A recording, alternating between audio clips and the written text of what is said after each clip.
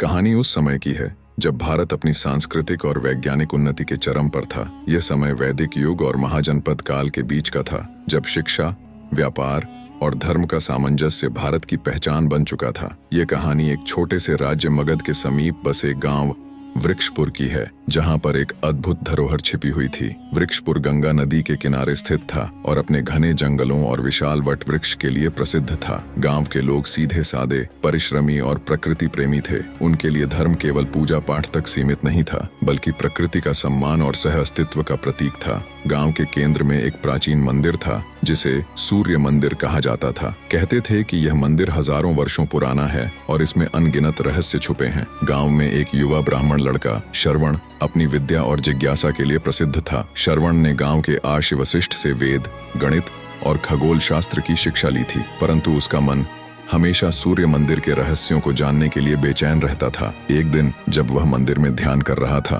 तो उसे मंदिर की दीवार पर लिखे कुछ श्लोक दिखे जो अब तक किसी ने ध्यान से नहीं देखे थे। वह श्लोक संस्कृत में थे और उसमें किसी गुप्त खजाने का उल्लेख था। श्लोक का अर्थ था, जहां सूर्य की पहली किरण गिरती है वहां धरती के नीचे स्वर्ण और ज्ञान का भंडार छिपा है। श्रवण ने गांव के मुखिया से इस श्लोक का जिक्र किया। मुखिया ने इसे पुरानी कहानियों का हिस्सा मानकर नजरअंदाज कर दिया, पर श्रवण को यकीन था कि श्लोक के पीछे कोई गहरा रहस्य है। उसने खुद इस खोज में जुटने का निश्चय किया। अगले दिन सुबह वह सूर्य की पहली किरण का पता लगाने के लिए मंदिर के पास खड़ा हुआ। किरण मंदिर के ठीक सामने वाले वट वृक्ष के नीचे गिरी। वह स्थान घास और मिट्टी से ढका हुआ था। श्रवण ने वहां खुदाई करने का निश्चय किया, लेकिन गांव के लोगों को डर था कि ऐसा करने से देवता नाराज हो सकते हैं। गांव के कुछ बुजुर्गों ने श्रवण को रोकने की कोशिश की। उनका मानना था कि धरती के नीचे छिपी चीजों को बाहर लाना अपशगुन है, लेकिन श्रवण के ज्ञान और तर्क ने युवाओं को प्रभावित किया। उन्होंने श्रवण का साथ देने का निर्णय लिया।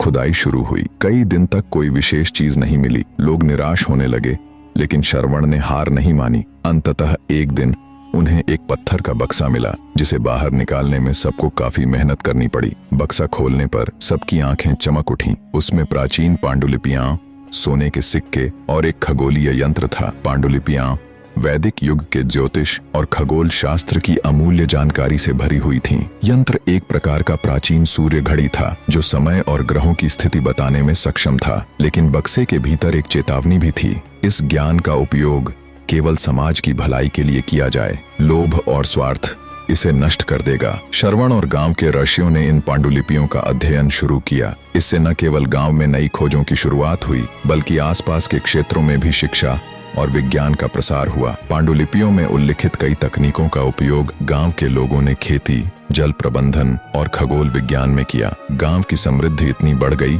कि वृक्षपुर एक छोटा लेकिन महत्वपूर्ण केंद्र बन गया। आसपास के राजा भी इस गांव का सम्मान करने लगे। इस कहानी ने यह सिद्ध किया कि प्राचीन भारत का ज्ञान और धरोहर केवल भौतिक संपत्ति नहीं थी, बल्कि वह समाज को उन्नत बनाने का माध्यम थी। श्रवण की खोज और गांव के लोगों का सहयोग दिखाता है कि जब हम अपने अतीत के ज्ञान का सही उपयोग करते हैं तो यह हमारे भविष्य को उज्जवल बना सकता है। वृक्षपुर का सूर्य मंदिर अब केवल पूजा स्थल नहीं था, बल्कि शिक्षा का केंद्र बन चुका था। वहां देश विदेश से विद्वान आने लगे। श्रवण ने अपनी पूरी जिंदगी इस ज्ञान को फैलाने में लगा दी। वह जानता था कि यह धरोहर केवल गांव की नहीं, बल्कि पूरे मानवता की थी। इस तरह प्राचीन भारत की यह कहानी हमारे इतिहास की गहराई और मानवता के लिए उसके योगदान का प्रतीक बन गई।